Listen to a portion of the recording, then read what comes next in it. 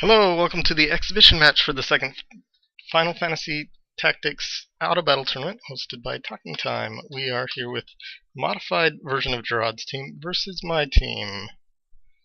And the reason that we're running this is to showcase unrestricted draw-out set. So what we've done with Gerad's team is just change around the drawouts that are available to his wizard.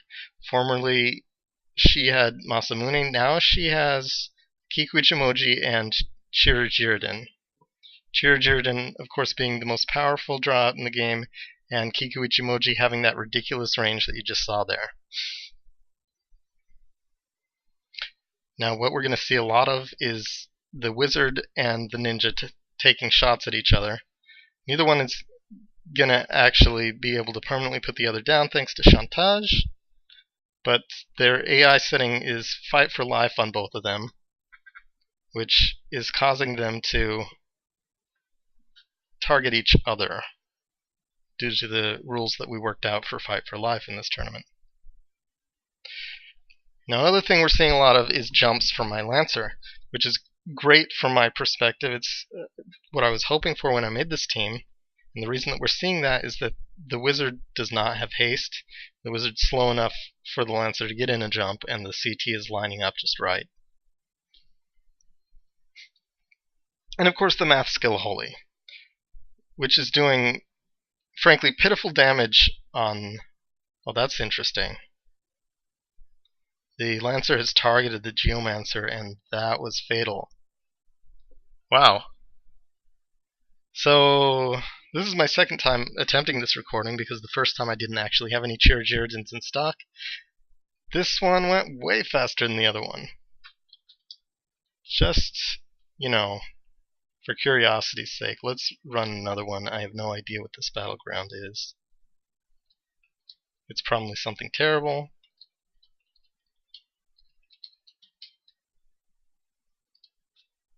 Oh no, it's the final battleground.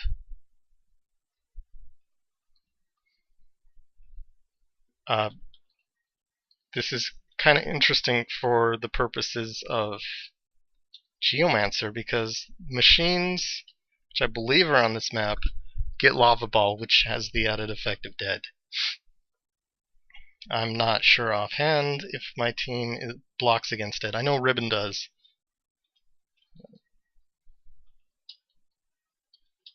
But I'm not sure if the hairpiece that the Lancer has does.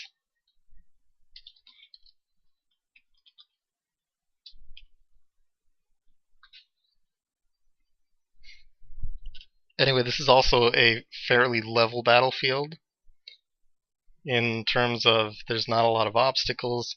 Nothing's going to get in the way of the Chaos Blade throws.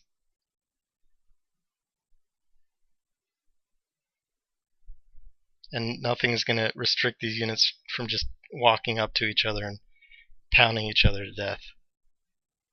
Which doesn't really favor either team, I would say, because that's kind of what we both want.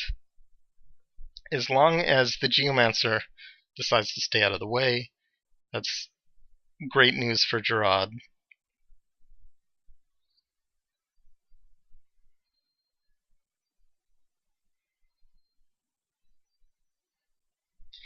Meanwhile, we're going to see a lot of those two glass cannons just going up against each other there. When she re-raises, she falls back because she's still at critical health. And that's not something we're actually seeing as much of out of the ninja, and maybe that's largely because the ninja doesn't have much else that she can do.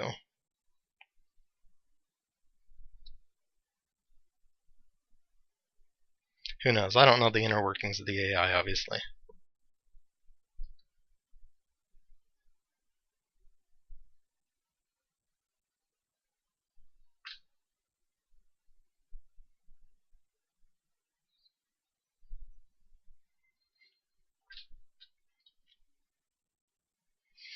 So there's some shifting going on around here. The Geomancer is making her way back towards the other side of the field, while the fight sort of centers around the position that Gerad began in.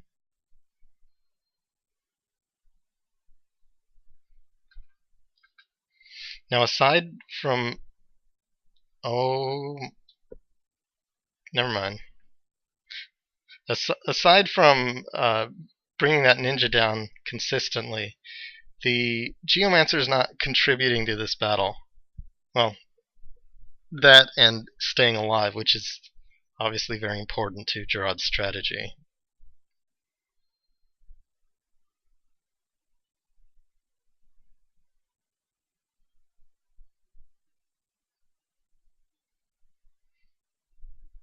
Now this could work out very well for my team. The Lancer's going to get a turn with the Wizard down. Never mind.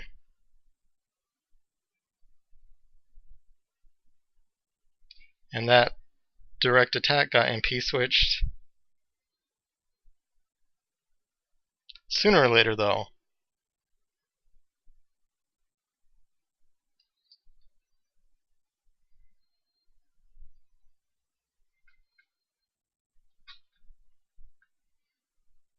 you know, offhand, I can't recall if the Wizard had used any droughts before that one in this battle. Drought is affected by shell. That's the only... That and magic defend up are the only way to defend against that. The Lancer has both. That's why you're seeing such poor numbers out of Holy. That's why she's not going to get one-shotted by any of the drawouts, although certainly it's possible that she could get killed by one if she's already weakened from all those holies that are coming her way.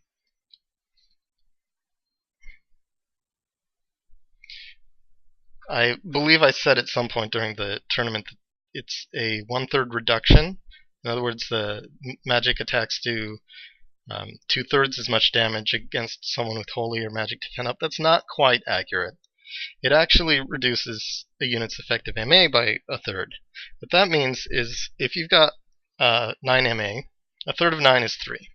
So you would have an effective 6 MA for whatever attack you're launching against the other unit. But if you had 11 MA, then 2/3 of 11 still gets rounded down to just 6. That's nearly a 50% reduction. And of course, that's getting applied twice due to Magic Defend Up plus Shell on the same unit.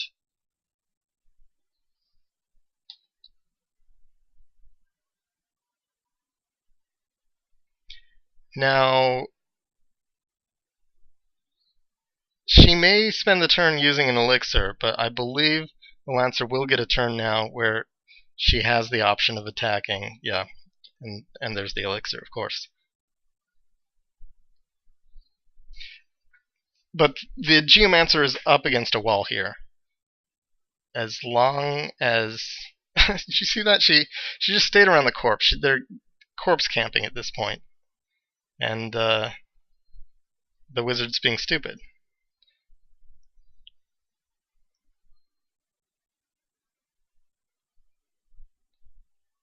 I did not catch who that was targeting. I believe that jump targeted the Wizard.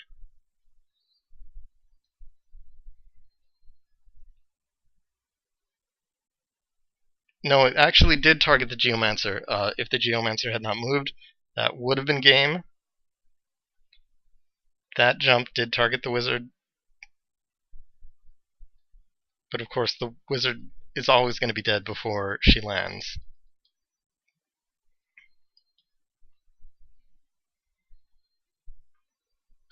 Okay, this may or may not be another turn for the Lancer. Nope. Although, the Lancer still does go for the Geomancer. I don't believe that's going to land. Thanks to haste. course, that's contingent on her not being an idiot, and we've seen plenty of idiocy in the tournament.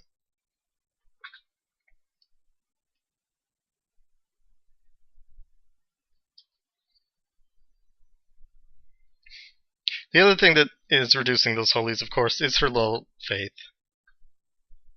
40 faith as opposed to 70 is another near 50% reduction. So, we get, 224 and 82?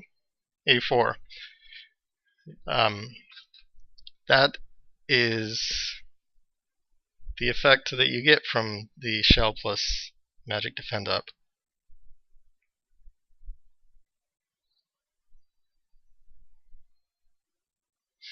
Actually, now that I think of it, magic defend up might be 4/5 instead of 2/3.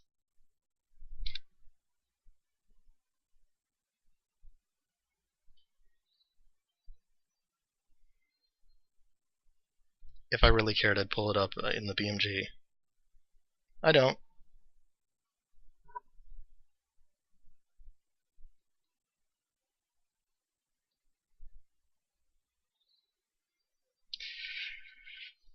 Lancer waits there rather than doing any attacking. She would probably go for melee attacks if she could reliably get within range of the Geomancer. Unfortunately, she does not have any increases to her movement.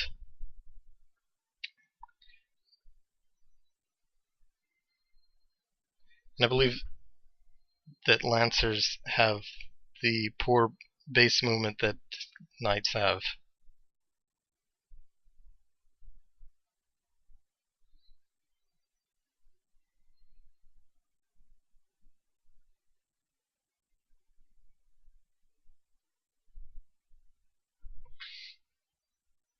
So let's go to max frame skip. Don't want to be here all night.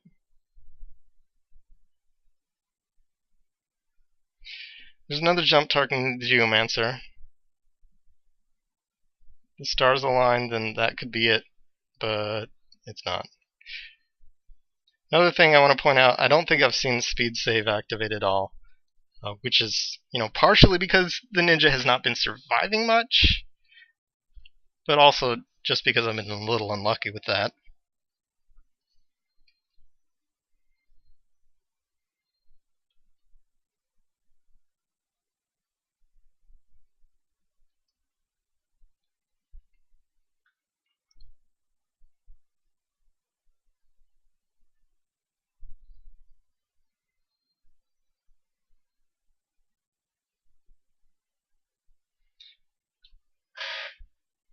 I can't complain too much though.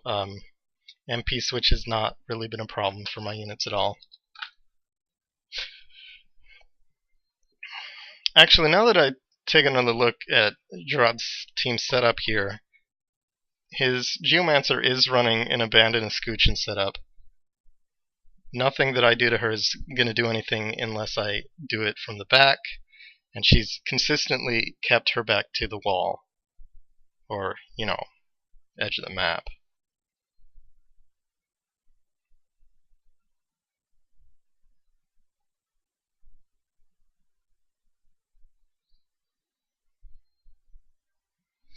And of course, jump is an exception to that. Jump ignores evasion. If I ever manage to land a jump, then that would seal the deal like we saw in the previous match.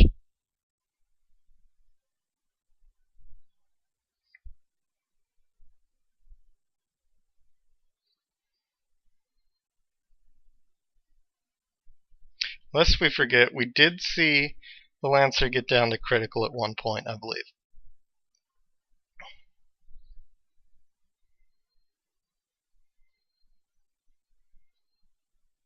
So, it's not like we're at a total impasse here. Although, great job lining up for that draw out, guys.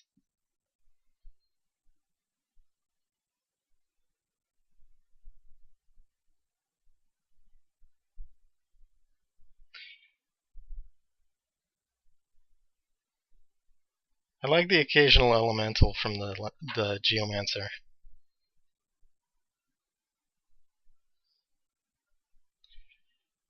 Now the wizard seems to be getting a little more proactive with those drawouts.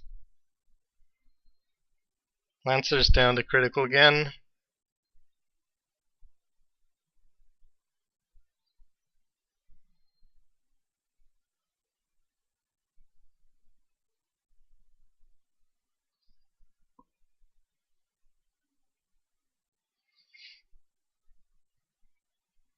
One thing that we've not seen my ninja do all game, all tournament long, is talk skill. She's not used it once, and I believe that's because Fight for Life puts her in too aggressive a mindset to bother with it. Again, conjecture, because I don't know anything about the programming. But it would be really useful in a situation like this to reduce Gerard's units to chickens.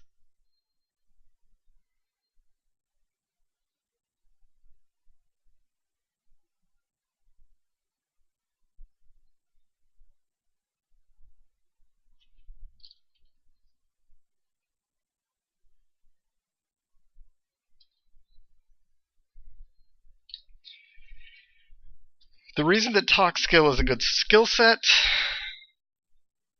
is because it is almost unblockable. The only things that affect its success rate are Zodiac compatibility, which isn't a factor in this tournament, and MA, which increases at 1 point per. Not a big deal. And the only way to block it at all, ever, is Finger Guard, which is such a useless ability that no one ever uses it because the only thing it blocks is talk skill. It would take a rapid shift in the metagame to see that ever become a popular choice.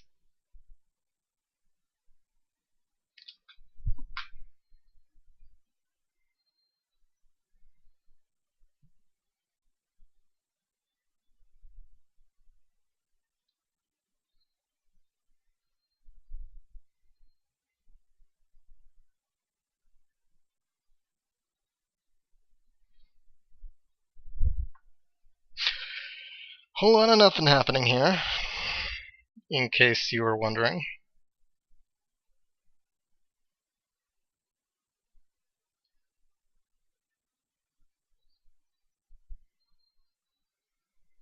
Maybe you're just listening to this to hear my charming voice and not actually watching. In that case, you should know that the battle has not progressed at all. And the reason that I bring talk skill up in the first place is because it's a great way to win attrition battles, like this one. Other ways include battle skill, status effects where they're possible. In this format, they aren't really that feasible because everyone's got a ribbon or two.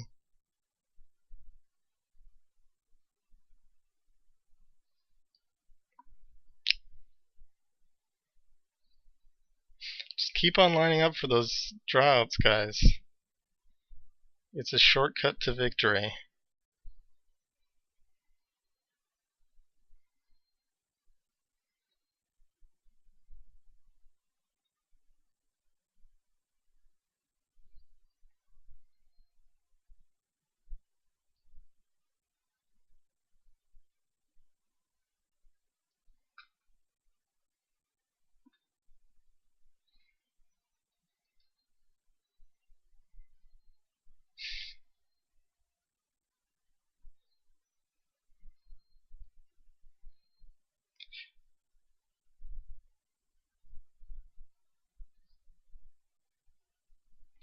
She's not actually as Gerad at all. There's no actual good explanation for that. She has the skill. She's got the items. She just doesn't feel like it. That and it's got the regular draw out range, which means that she's got to be a lot closer to use it.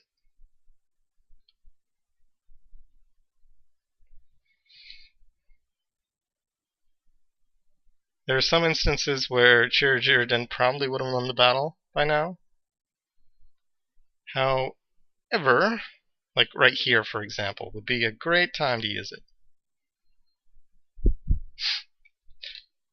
However, in most cases, Kikuichi is... Look, they've grouped up so nicely for a Gerad. And since they're blocking her way out, she may actually use it. Of course she doesn't.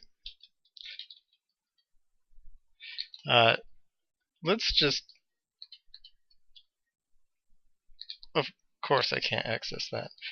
But let's set her auto battle to manual so that we can actually see what's going on behind the curtain here next time she gets a turn.